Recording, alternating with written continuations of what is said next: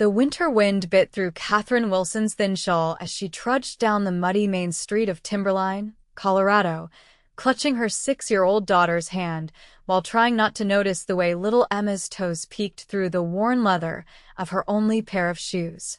It was 1878, 3 years since influenza had taken Katherine's husband James, leaving her alone to raise their daughter in a frontier town that seemed to grow colder and less forgiving with each passing season. The dressmaking work that had once supplemented their income now represented their sole means of survival, and lately, even that had become scarce. "Mama, my feet are wet again," Emma whispered, her voice small against the howl of the wind. The child didn't complain. Not really, she never did, but the simple statement of fact cut Katherine deeper than any knife could. "I know, sweetheart," Katherine replied, forcing brightness into her voice. "We'll be home soon, and I'll wrap them in that wool cloth Mrs. Baker gave us." Katherine avoided looking at the storefront windows as they passed.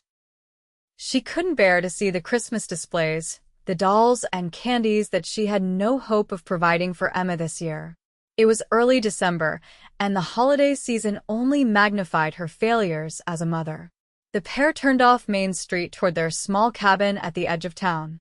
It wasn't much, a single room with a patched roof and walls that let in more cold than they kept out, but it was all they had left after selling off nearly everything of value to keep food on their table. That evening, as Katherine tucked Emma into bed, a narrow cot pushed against the wall farthest from the drafts, she noticed her daughter's stockings were soaked through. She removed them carefully, wincing at the sight of Emma's reddened, chafed feet. "Does it hurt badly?" she asked, gently patting them dry. Emma shook her head bravely. "Not so much, Mama. Don't worry." Katherine smiled and pressed a kiss to her daughter's forehead, waiting until the child's breathing deepened with sleep before allowing the tears to fall. She carried Emma's shoes to the table and examined them under the weak lamplight.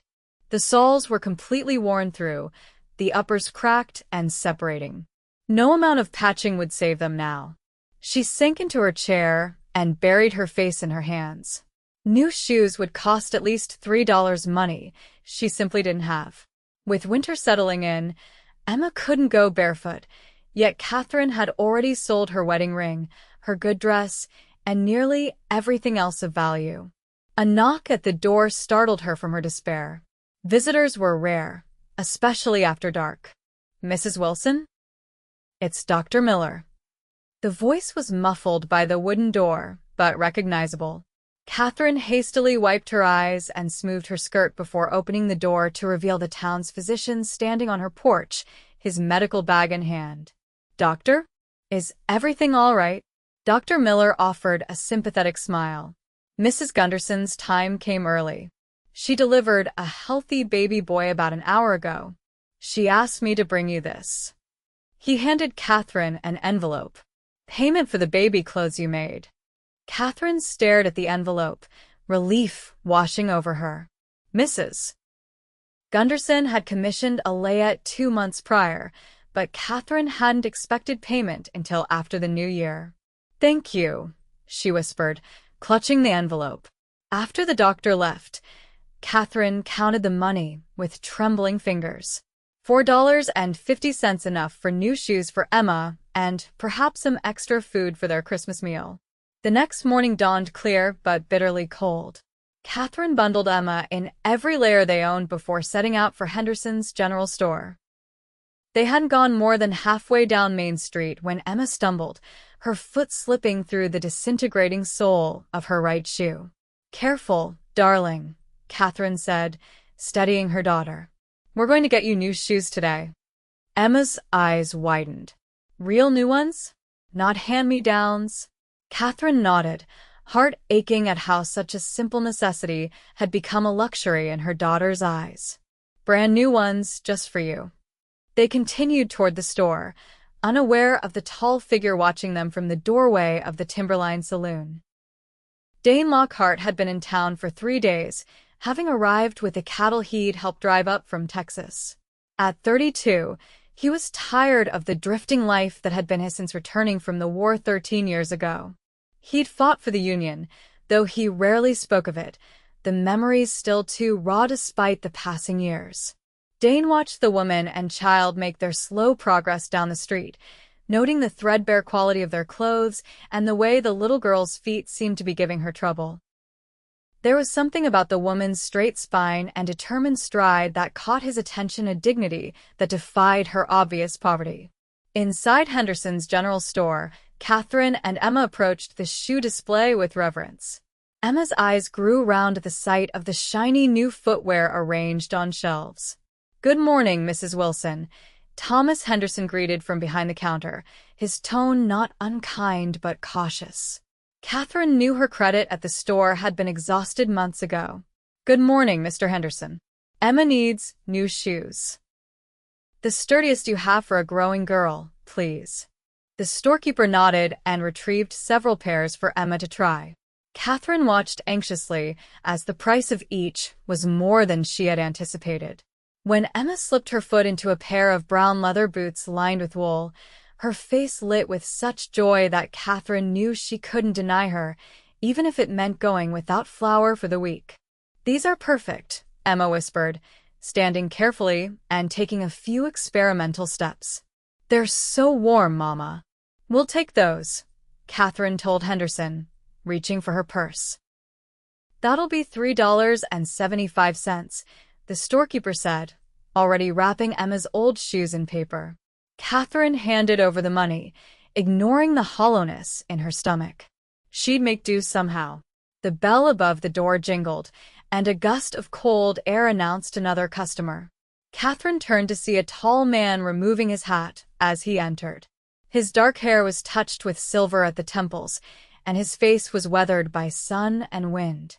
He nodded politely as his eyes met hers. "Morning, madam," he said, his voice deep and touched with a southern drawl. His gaze dropped to Emma, who was proudly displaying her new boots. "Good morning," Katherine replied, instinctively drawing Emma closer. The stranger turned his attention to Henderson. "I need supplies for the trail. Coffee, bacon, beans, and ammunition for a Winchester." While the storekeeper gathered the items, the cowboy glanced occasionally at Katherine and Emma, who were preparing to leave. As they reached the door, Emma stumbled slightly, still getting used to her new boots. "Careful there, little lady," the man said, reaching out to steady her with a gentle hand. "Those are mighty fine boots you've got." Emma beamed up at him. "They're brand new, and they don't have any holes." Katherine flushed with embarrassment. "Emma, we should go." "Thank you, sir," she added, nodding to the stranger before guiding her daughter outside. As they walked home, Emma chattered excitedly about her new boots, lifting her feet high with each step as if to display them to the entire town. Katherine tried to share in her daughter's joy, but worry clouded her thoughts. The money remaining in her purse wouldn't last long, and winter had barely begun. That afternoon, as Katherine sat by the window working on a dress commission, a knock sounded at the door. Emma, who had been playing with her rag doll on the floor, jumped up. "I'll get it, Mama." Before Katherine could stop her, Emma had pulled open the door to reveal the cowboy from the general store standing on their porch, hat in hand. "Good afternoon," he said, looking somewhat uncomfortable. "I hope I'm not intruding." Katherine set aside her sewing and moved to the door. "Can I help you, Mr. Lockhart?" "Dane Lockhart," he supplied. "And you're Mrs. Wilson, if I heard correctly at the store." Katherine nodded, puzzled by his presence. "Yes, Katherine Wilson. This is my daughter, Emma. Pleased to meet you both properly." He shifted his weight. "Mrs. Wilson, I understand from Mr. Henderson that you're a seamstress." "I am," she confirmed, still wary. "I've got some shirts that need mending if you're taking on work. Nothing fancy, just patches and such." Katherine hesitated only briefly. She needed the work too badly to turn it away. "Of course. Would you like to bring them by tomorrow?" "I have them here," Dane said, gesturing to a bundle under his arm that Katherine hadn't noticed. "If that's convenient." She invited him in, noticing how he ducked his head to clear the doorway. He seemed to fill their small cabin, making it feel even smaller. Emma watched with interest as Dane handed over several work shirts, each showing signs of hardware. "You're the man from the store," she observed. "The one who liked my new boots." Dane's serious expression softened as he looked down at the child. "That's right. They treating you well?" Emma nodded enthusiastically. "They're the best boots in the whole world. Mama got them for me because my old shoes were full of holes and my feet were always wet and cold." Katherine winced at her daughter's candor. "Emma, please don't bother Mr. Lockhart." "She's no bother," Dane assured her. "My ma used to say new shoes were one of life's greatest pleasures." Something in his voice suggested the memory was both fond and painful. Katherine examined the shirts he'd brought, assessing the work needed. "I can have these ready in 3 days. The cost will be, whatever your usual rate is will be fine," he interrupted. "I'm in no rush." After they agreed on a price and Dane left, Emma peppered her mother with questions about the tall cowboy. Katherine had few answers. Men like Dane Lockhart passed through Timberline regularly, cowboys, miners, and drifters following work or running from something. They rarely stayed long. Yet over the next few days, Katherine found herself thinking about him more than she cared to admit. There was something in his eyes, a kind of quiet sadness that reminded her of what she sometimes saw in her own reflection. When Dane returned for his mended shirts, he arrived as Katherine was preparing their meager supper. The smell of thin vegetable soup filled the cabin. "I'm sorry to interrupt your meal," he said, looking genuinely apologetic. "We haven't started yet," Katherine assured him. "Your shirts are ready." As she wrapped the mended garments in brown paper, Dane noticed Emma setting the table with 2 chipped plates. The child's new boots were neatly placed by the door, clearly treasured. "Those repairs look better than new," Dane commented as Katherine handed him the package.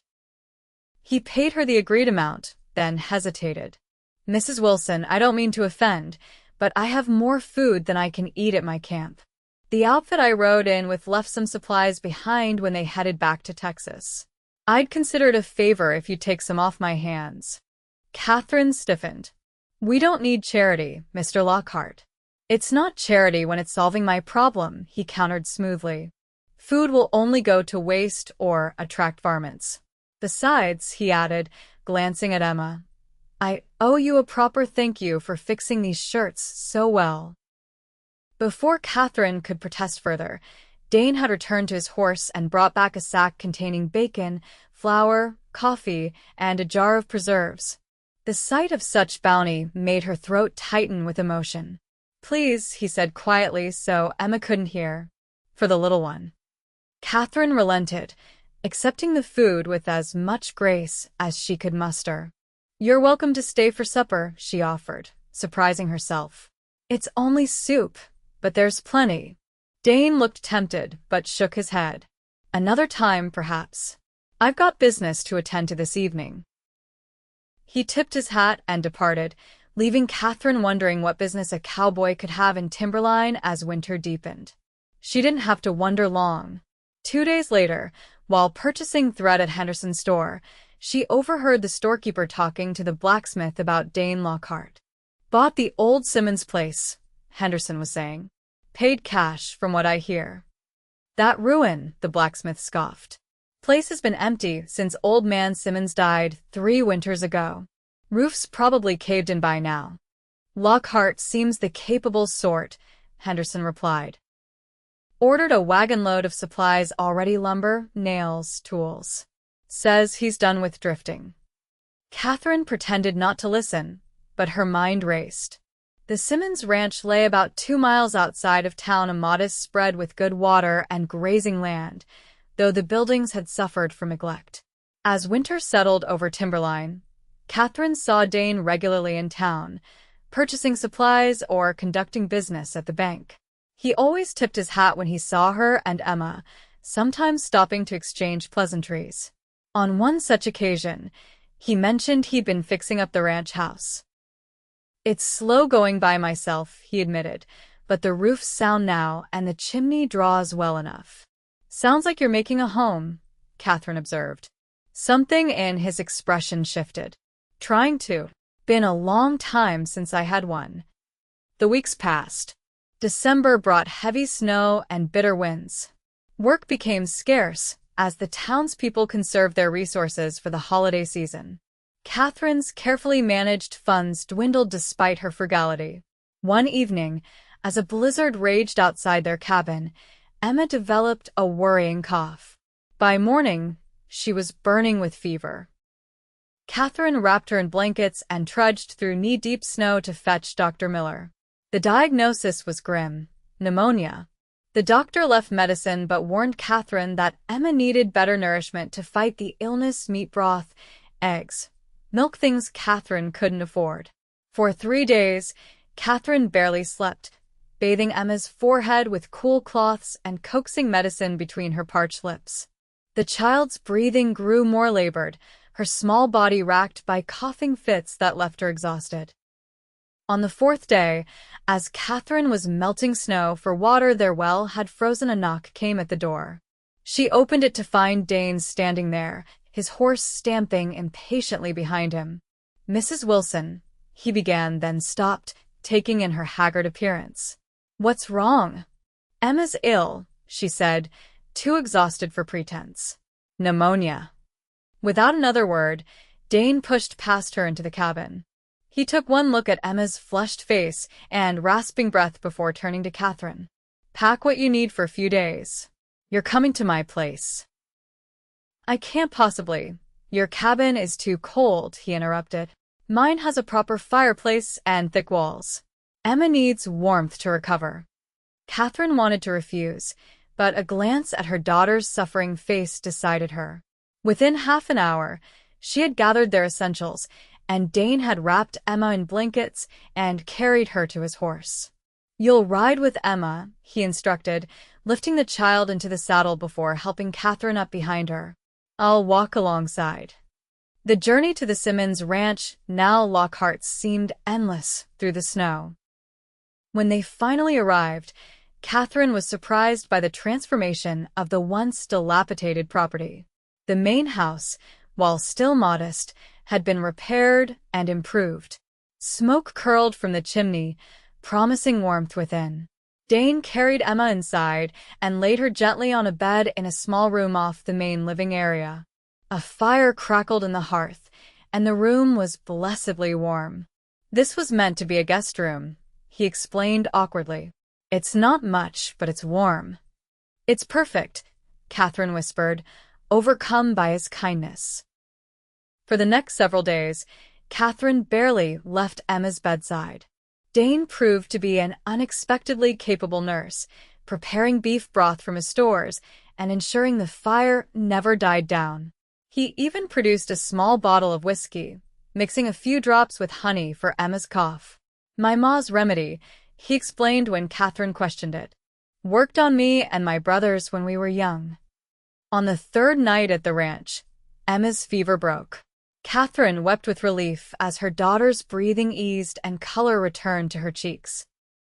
When she emerged from the bedroom to tell Dane, she found him asleep in a chair by the fire, his long legs stretched toward the hearth.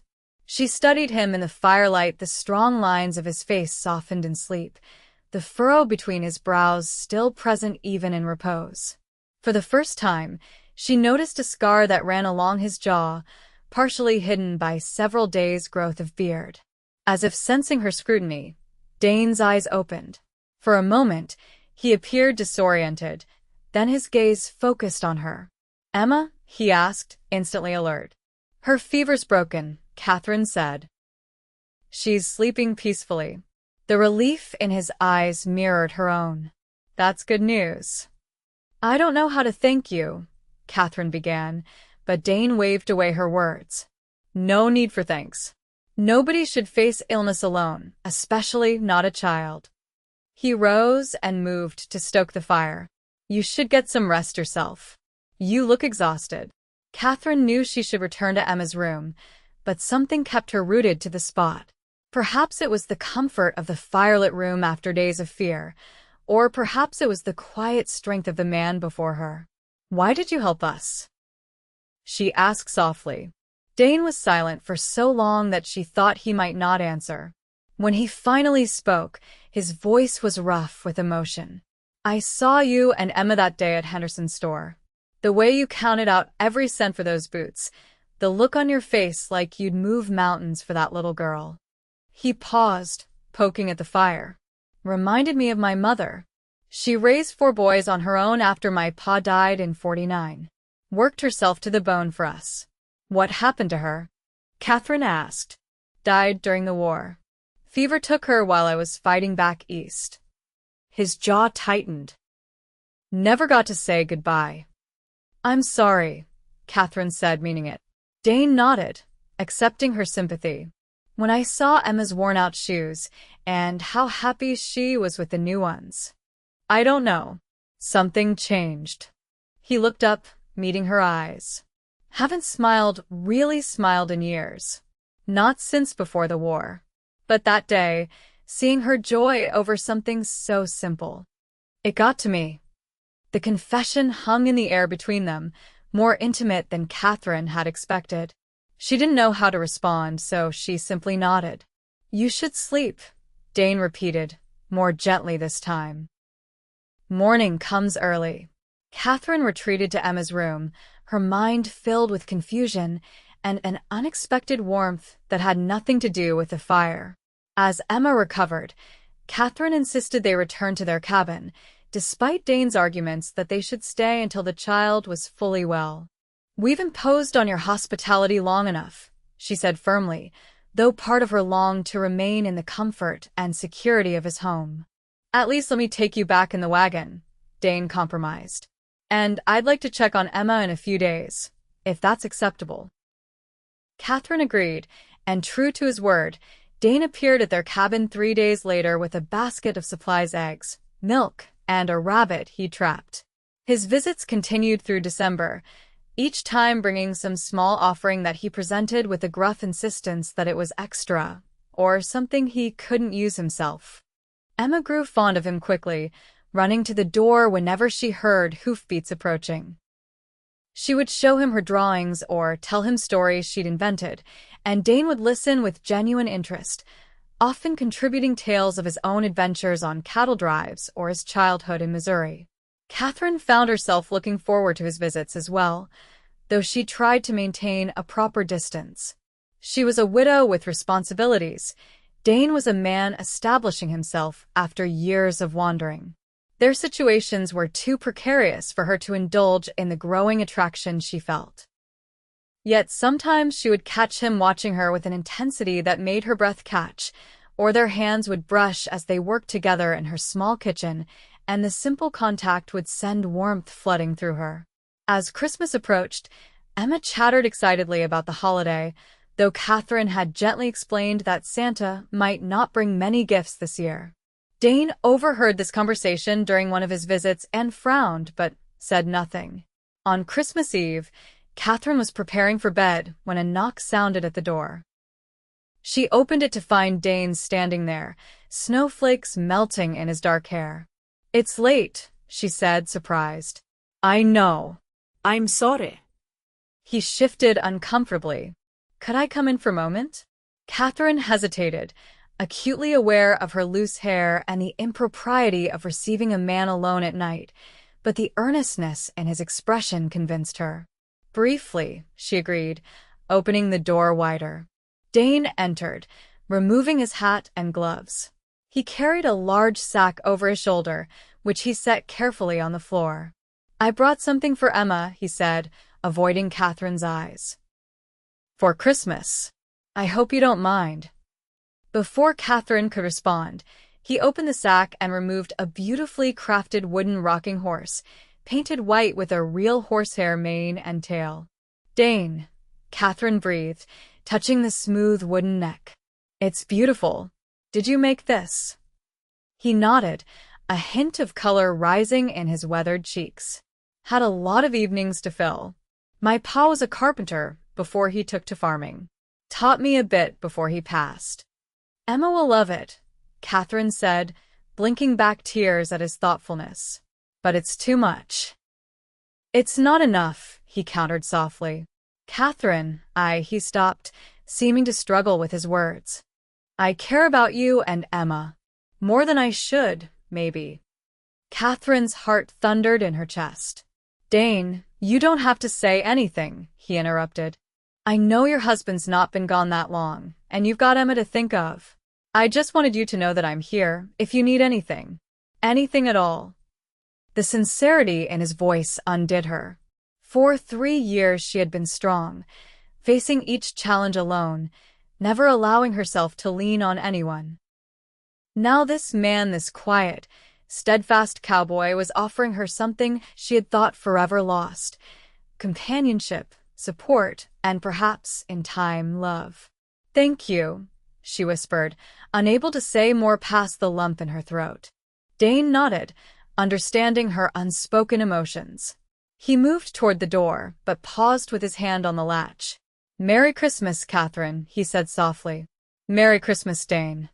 After he left, Katherine stood for a long time looking at the rocking horse, her fingers tracing the careful craftsmanship. In every smooth curve and detailed feature, she could see the hours of work Dane had invested not just in the toy, but in reaching out to them, in building a connection neither of them had anticipated. Christmas morning dawned bright and cold. Emma's delight at the rocking horse was everything Katherine had hoped for. The child threw her arms around her mother, then asked immediately if Mr. Lockhart could come see her ride it. Perhaps he'll visit later, Katherine said, though she had no way of knowing if he would. Her question was answered shortly after midday, when Dane appeared with a Christmas dinner packed in baskets: roast chicken, potatoes, fresh bread, and even a small cake. I can't cook worth a damn, he admitted with a sheepish smile. Mrs. Gunderson from town helped me. Said it was the least she could do after you made all those baby clothes for her little one. They ate together at Katherine's small table, the cabin warmer and more cheerful than it had been in years. Emma demonstrated her rocking horse prowess, and Dane praised her equestrian skills with a seriousness that delighted the child. As the short winter day faded into evening, Emma fell asleep on her new toy, exhausted from excitement. Dane carried her gently to her bed, while Katherine cleared away the remains of their meal. When he returned to the main room, Katherine was standing by the window, watching snow begin to fall in the gathering darkness. I should go before the weather worsens, Dane said, though he made no move toward the door. Katherine turned to face him. Thank you for today. For everything. Katherine, he began, then stopped, as if gathering courage. I meant what I said last night. I care for you and Emma deeply. I know it might be too soon, and I'll understand if you need more time, but I want you to know my intentions. Your intentions? Katherine echoed, her pulse quickening. Dane stepped closer, close enough that she could feel the warmth radiating from his body. I want to court you properly, he said simply. If you'll allow it. Katherine looked up at him, this man who had brought light back into their lives when the darkness seemed most complete. The man who had noticed a child's worn-out shoes and a mother's struggle and had reached out with quiet generosity. Yes, she whispered, her voice steadier than she expected. I'd like that very much. The smile that transformed Dane's face then was like the breaking of dawn after a long night, radiant and full of promise. Slowly, giving her every chance to withdraw, he bent his head and pressed his lips to hers in a gentle kiss that held both question and answer. When they parted, Katherine kept her eyes closed for a moment, savoring the feeling of connection, of possibility. I should still go, Dane said reluctantly. For propriety's sake, if nothing else. Katherine nodded, understanding. This was just a beginning. They had time now, time to learn each other, to build something lasting. As winter gave way to spring, Dane's courtship of Katherine proceeded with the same careful attention he gave to all things important to him. He visited regularly, always bringing small gifts, wildflowers when they began to bloom, a length of pretty calico from the general store, a set of carved wooden animals for Emma. More precious than the gifts was the companionship he offered. He helped repair Katherine's roof and chopping wood for her stove. On Sundays, he escorted her and Emma to church, enduring the curious glances and whispered comments from the townsfolk with stoic dignity. Katherine bloomed under his attentions. The constant worry that had been her companion since James's death began to recede. She laughed more easily, sang as she worked, and found herself looking to the future with hope rather than dread. Emma ed Ordane. She followed him around whenever he visited, asking endless questions about horses, cattle drives, and the war, though Katherine noticed Dane always gently redirected those conversations to less troubling topics. "Do you think Mr. Lockhart likes us?" Emma asked one evening as Katherine tucked her into bed. "I think he does," Katherine replied carefully. "Do you like him, Mama?" Katherine smoothed her daughter's hair. "Very much." "Good," Emma declared with the certainty of childhood. "Because I asked him if he would be my new papa, and he said that was up to you." Katherine froze. "You asked him what?" Emma yawned. "If he would be my papa. Jenny Miller at school has a new papa, and she says he's nice to her mama and gives her candy sometimes." "Emma, that's not you shouldn't have," Katherine stammered, embarrassed by her daughter's boldness. "He said he would like that very much," Emma continued drowsily. "But only if you wanted it too. Do you want it, Mama?" Looking at her daughter's innocent face, Katherine couldn't lie. "Yes," she admitted softly. "I think I do." The opportunity to discuss this revelation with Dane came sooner than Katherine expected. The next day, he arrived at their cabin with an invitation. "The ranch house is finally finished," he announced. "I'd like you and Emma to come for Sunday dinner tomorrow if you're willing. There's something I want to show you." Katherine agreed, curious about the mysterious something and nervous about Emma's confession. The next day dawned clear and mild, perfect for the short journey to Dane's ranch. When they arrived, Katherine was astonished by the transformation of the property. The house gleamed with fresh paint, the yard was neatly fenced, and a kitchen garden showed signs of recent planting. Inside, the rooms were simply but comfortably furnished. "You've worked wonders," Katherine said as Dane showed them through the house. "Had a purpose in mind," he replied cryptically. "Emma, would you like to see the barn? There's a new litter of kittens out there." The child raced outside, leaving Katherine and Dane alone in the kitchen. He turned to her, suddenly serious.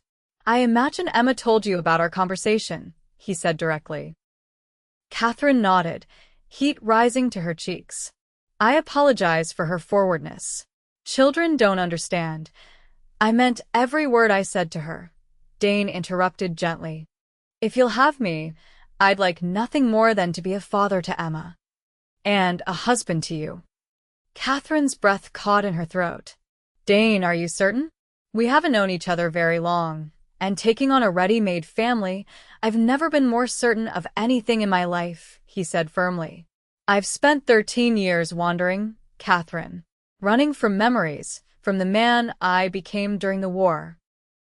Never staying anywhere long enough to put down roots." He took her hands in his.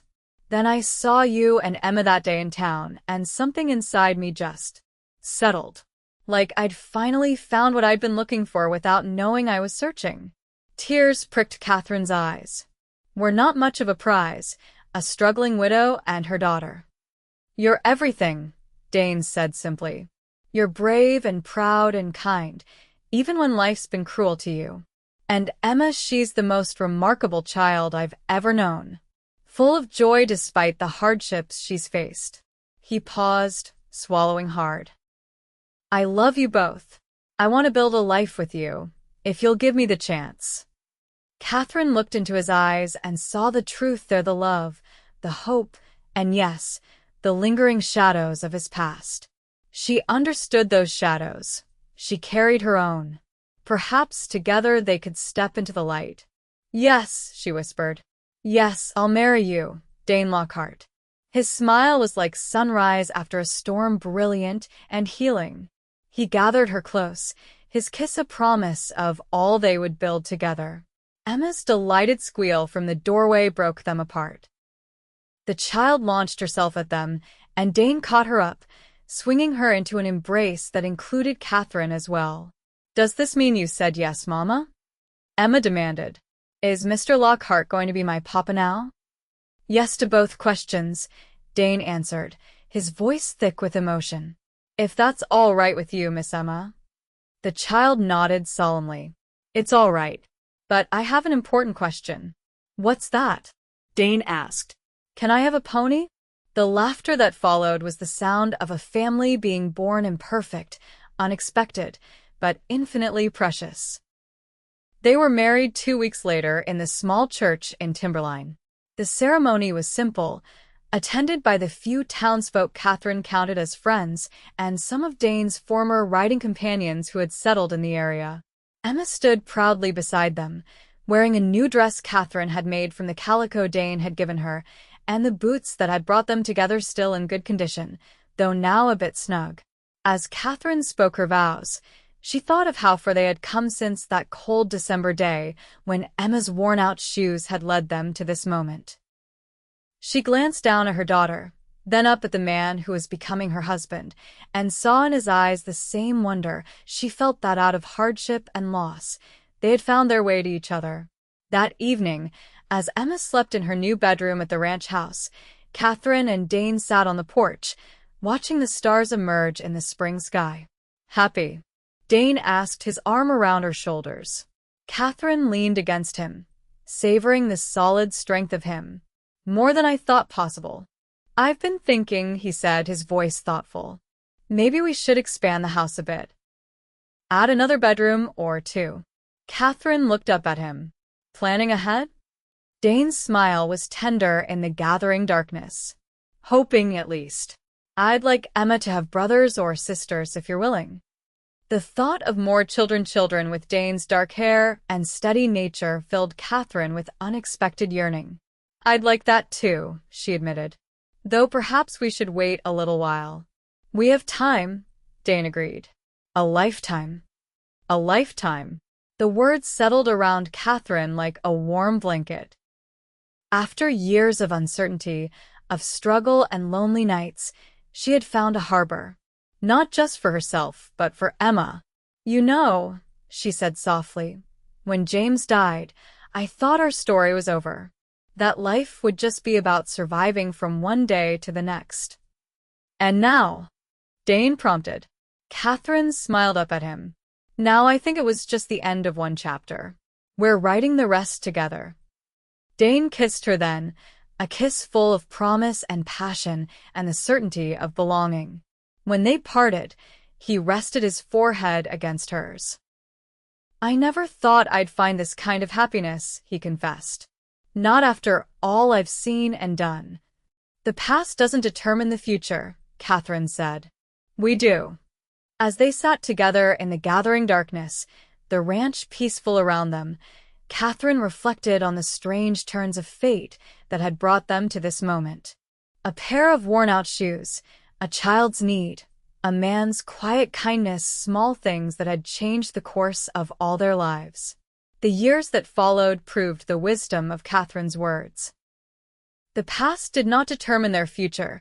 They built it together, day by day, with love and hard work and the occasional disagreement that only strengthened their bond once resolved.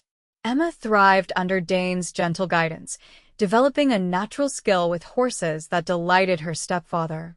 The pony he gave her for her 7th birthday was the first of several mounts, each more challenging than the last as her abilities grew. The ranch prospered as well. Dane's careful management and Katherine's practical thrift made them a good team. They were not wealthy by any measure, but they were comfortable, with enough to help others when needed, something both felt strongly about. In the spring of 1880, Katherine gave birth to a son they named James Daniel, honoring both the husband she had lost and the man who had healed her heart. Emma took to her role as big sister with enthusiasm, treating the baby like her most precious doll. As Dane held his son for the first time, the expression on his face, wonder mingled with terror, and overwhelming love reminded Katherine of how far he had come from the silent, haunted man who had watched them from the saloon doorway that winter day. "He's perfect," Dane whispered, one finger gently stroking the baby's cheek. "Just like his mama." 2 years later, a daughter joined their family, Sarah Katherine, a spirited child who had her father wrapped around her tiny finger from the moment she first gazed up at him with eyes as blue as a summer sky. Life was not always easy. The frontier remained a challenging place, with harsh winters, dry summers, and the constant work of maintaining a ranch. There were illnesses, accidents, and the normal struggles of any family. Yet through it all, Katherine and Dane faced each challenge together, their bond growing stronger with each passing year. The shadows in Dane's eyes receded, though they never disappeared entirely. Some wounds could only be managed, not fully healed. But he learned to speak of the war occasionally, sharing bits of his experiences with Katherine in the quiet darkness of their bedroom, letting her hold him when the memories grew too painful. In turn, she confided her fears and insecurities, the guilt she still sometimes felt over James's death, her terror during Emma's illness, her occasional doubt in her abilities as a mother and wife. Dane listened without judgment, offering comfort and his unwavering belief in her strength. They argued sometimes, as any couple will. Katherine's stubborn pride occasionally clashed with Dane's protective instincts. She had been independent for so long that accepting help even from her husband didn't come naturally. Dane, for his part, had to learn that loving Katherine didn't mean shielding her from every difficulty. But they always found their way back to each other, usually before the sun set on their disagreements. Both had known too much loss to waste time on petty grievances. On a warm autumn day in 1883, as they sat on the porch watching Emma give writing lessons to 5-year-old James while Sarah toddled after butterflies in the yard, Dane took Katherine's hand in his. "Do you ever think about that day in Henderson's store?" he asked. "When I first saw you and Emma?" Katherine smiled, leaning her head against his shoulder. "Often. Though I didn't notice you much at the time." Dane chuckled. "You were focused on more important things." His expression grew thoughtful. "I keep thinking how easily we might have missed each other. If you'd gone for the shoes a day earlier or later, if I'd taken a different trail north." "But we didn't," Katherine said simply. "You were there when Emma needed new shoes, and somehow that changed everything." "It was her happiness," Dane admitted.